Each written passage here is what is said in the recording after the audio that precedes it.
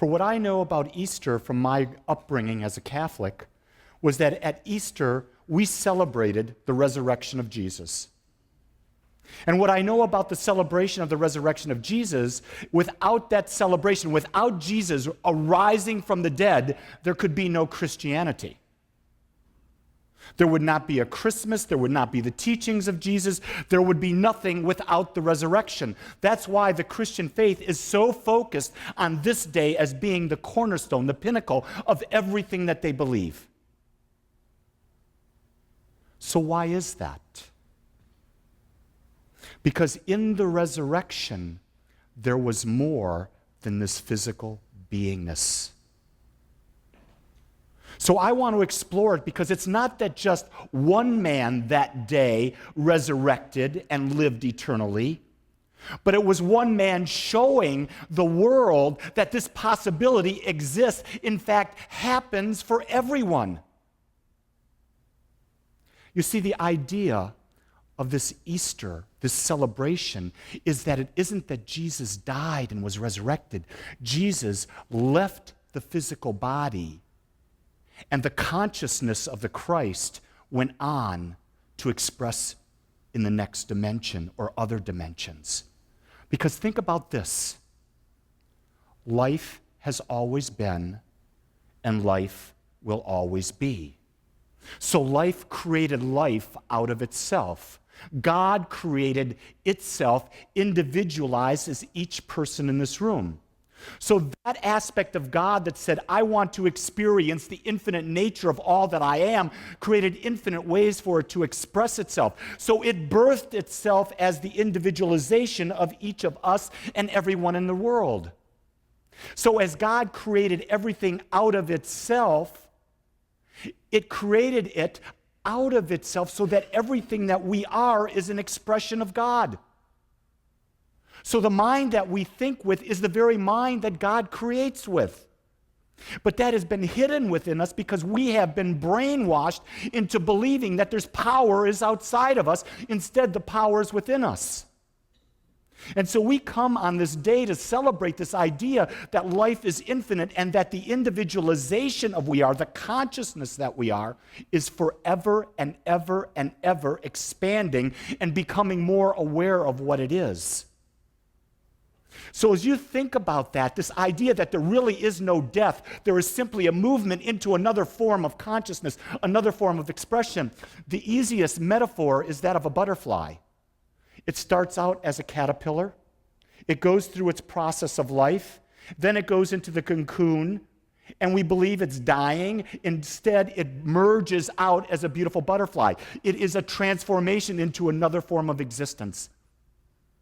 And so that's the essence of what life is. Life is always about new beginnings. Every moment dies. And then in the next moment, there is a new beginning. That's why we talk about this aspect that you only live in the eternal now. So as I felt the energy of people coming into the room today, as I talked, as I greeted, there are people here with heavy hearts. There are people here that are struggling. There are people here that are looking at things within them that they don't understand, and they're trying to work through these issues. Here's what's happening. They're focusing on what happened in the past, or they're worried about what's going to happen in the future, both of which don't exist. The only thing that exists is this moment. And the second we can take ourselves and be so fully present in this moment, we are living in the eternal now. And so the greatest gift of life is, how do we continue to live in this eternal now? How do we continue to live in the moment by moment by moment thing that we call life? The easy way is to go watch our children. Go watch Evan. Go watch Claire.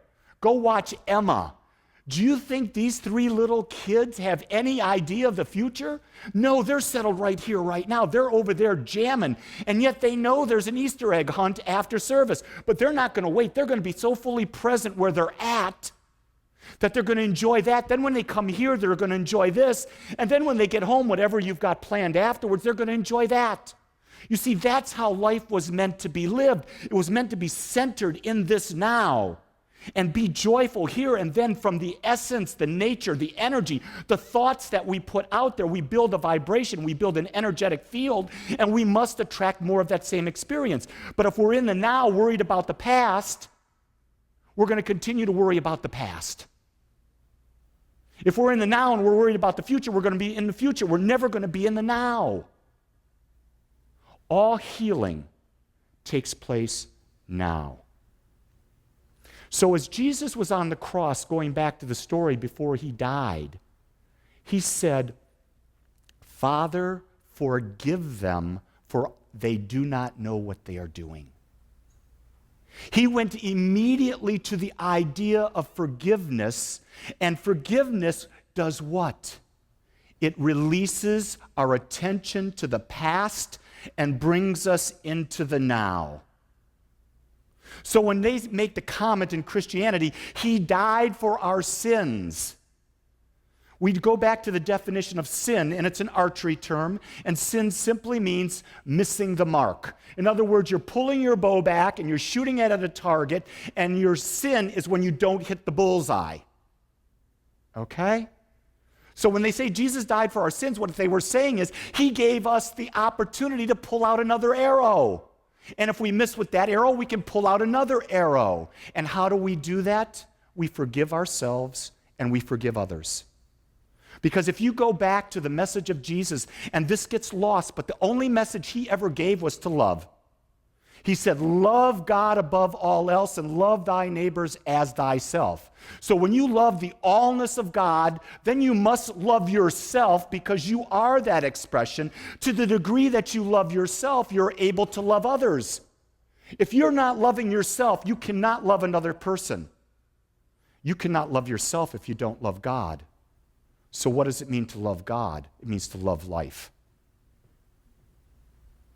Everything in life is an expression of God, and to love is to look at it, to accept it without judgment, without condemning it one way or the other, to see it. It doesn't mean you have to be like it, but it doesn't mean you have to judge it and cause separation, because in judgment, just in that very aspect, it causes separation. In separation, there's no longer oneness. Without oneness, there can't be love. See, one of the agreements that Jean and I made when we got married 452 years ago was that we made a vow that we would never go to bed mad. And I will tell you, we've been married now 39 and a half years. We've probably broken that vow, I'm going to count in my memory, 4 days. That's pretty good. And I've forgiven myself for this day, for this day, for this day, and this day, because they were my fault. And why do I say they were my fault? Because anything that I experience is my fault. It's very simply that. I cannot say that someone else is responsible for my life, because no one has responsibility for how I feel but me. You see, no one can do anything if I don't choose to feel good or bad. It's always my choice. My wife has no ability to make me feel sad. My reaction to my wife can make me feel sad. You see what I'm getting at? No politician can make you feel miserable. Only your reaction to a politician. No boss can make you feel bad. No child can make you feel bad. Nothing can make you feel bad but your own internal focus. So go back to that. When we're truly loving ourselves, would we make ourselves feel bad? Or would we do the simplest thing is to forgive ourselves, let us go, and be in the now? This idea of, Father, forgive them, for they don't know not what they do. Jesus really simply said they were ignorant. So much of my life, I lived in ignorance. And when I say ignorance, it means I was not aware of the power that made the universe that's in me and that I could control my destiny. I have that power. Not only do I have it, but everyone in this room has that power. Now the key is to recognize it. Now, when I say that power, I'm not talking about the ego. I'm talking about this idea of a connection with something greater than we are, something bigger than we are, something that is infinite. So when we go to this idea and we're celebrating Easter, we're celebrating God, we're talking about something as infinite. When we talk about infinite, there can be nothing other than God, because the definition of infinite is very simple. There is nothing else. There's only this one that is eternally becoming more and expressing itself. So to think that there's something outside of God is ignorance. It's an illusion. There cannot be anything outside of itself, because if it was, then God would destruct. It would be destroyed. It cannot exist, because then there would be two. There's only one. This is the greatest leap of faith that all spiritual movements in the world talk about over and over and over again. If you go to Buddhism, Hinduism, Judaism, Christianity, Muslim, I don't care what movement you go to, it all comes from the basis that there's one God. This God is everywhere present, all-knowing, and all-powerful. Take those words. It means there's only one. Based on their very definition of God, there cannot be anything more. So when I go and I talk about this idea that that power is within us,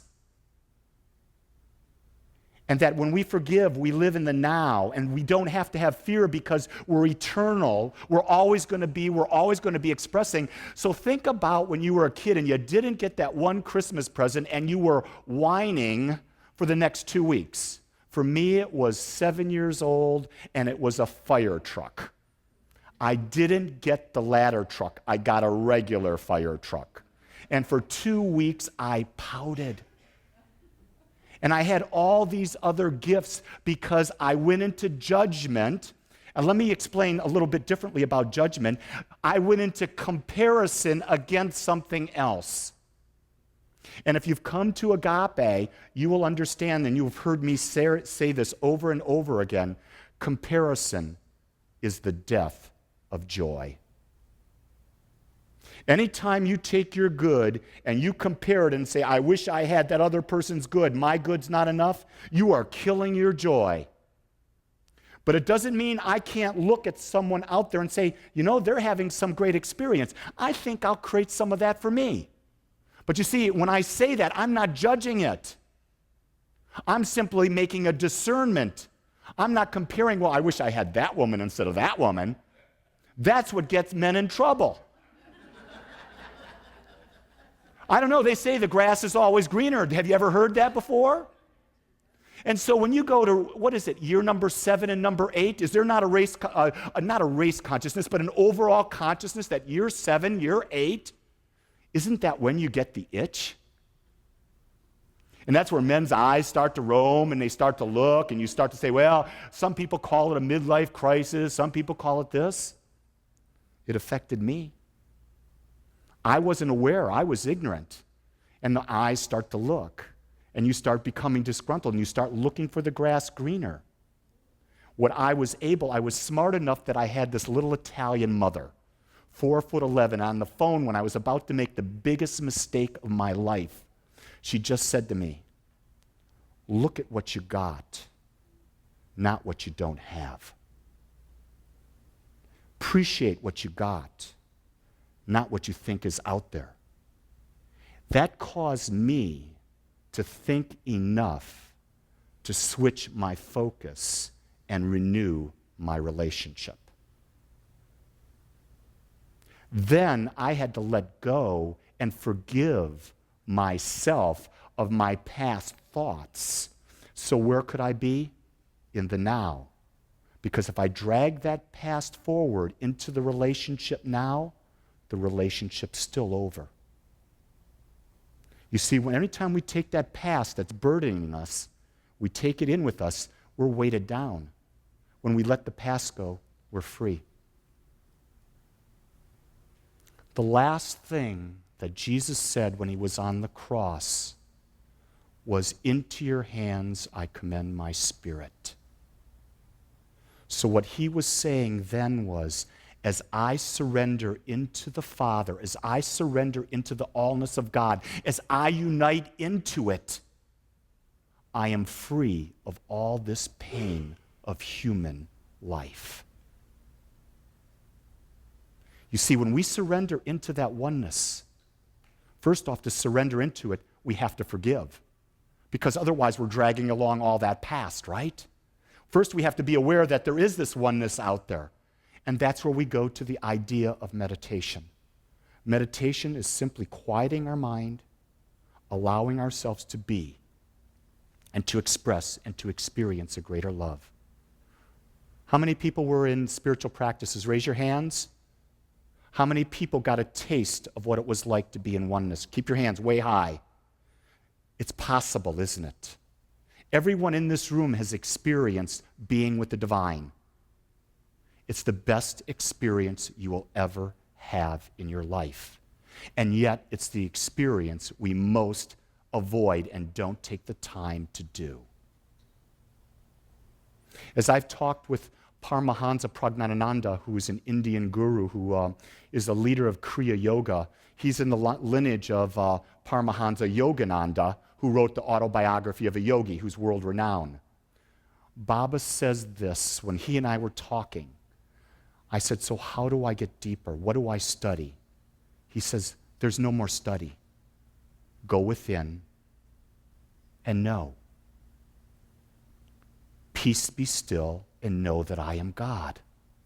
You see, take 5 minutes, take 10 minutes, and quiet your mind and go to that point of consciousness that knows that you are already everything you need to be. And when you're there, there's a power that comes out of you that just creates. Your life is changed in a second. Because the second you let go of the past, well, think about it. What causes most disease? Stress. Because stress causes the immune system to stop working so that it can focus itself on the stress that's happening in our lives. So our energy, our immune system is all going to the stress, right? It's going there. So what happens? In our bodies right now are all the diseases that have ever been known to man. Those cells are already in our bodies. Right at this moment, they're already there.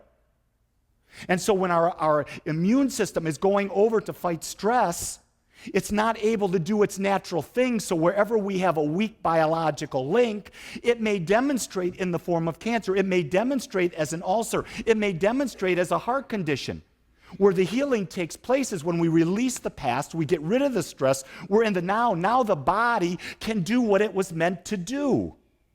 The body is a natural healing agent. And if you do all of the studies, it was amazing. I was in a class in ministerial school with 2 professors at the medical center at UCLA, Dr. Paul Grossman and Dr. David Bressler. And they are world-renowned in visualization and pain management of visualization. And when they sent a gentleman, was sent to them to be looked at. And this gentleman had stage 5 cancer that had metastasized in every part of his body. He had tumors beyond belief in his body. They sent this gentleman to David for the purpose of managing his pain. And so in that course, David asked the gentleman, he says, "I want you to close your eyes, and I want you to go in, and I want you to connect and tell me, what is your inner advisor? Is it an animal? Is it an angel? But what talks to you?" So the guy's in silence, and David says to him, "Okay, what was it?" And he says, "It was a chipmunk." Now, this was a big man. This was a big man, 6'4", about 230. Well, now he was about 180 because of the cancer. But he said it was chipmunk. And he said, "So ask the chipmunk its name." And he says, "Well, its name is Chip."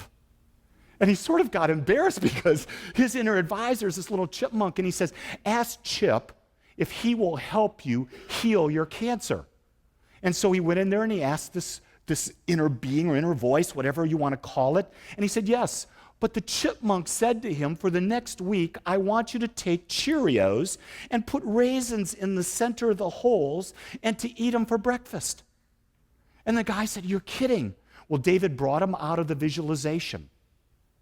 The next week he came back, went back into the visualization, into the meditation. He called Chip back, and Chip asked him, did you eat the Cheerios? And every day the guy ate 5 Cheerios with raisins in it. He said, great. And he asked him then, will you help me heal? And the Chip said, I have to have my friends help me. And he said, would you ask them? And so he asked his friends, and it turned out his friends were Bambi the deer, Heckle and Jekyll the magpie, and there was a bear. What? Wally the bear. And so they agreed. So all of a sudden, they began this process. And what happened is Wally the bear, in the visualization, clawed at the tumor. The 2 magpies, Heckle and Jekyll, took the pieces and flew it out of the body. Bambi the deer licked the tumor to stop the bleeding. This went on for 2 months.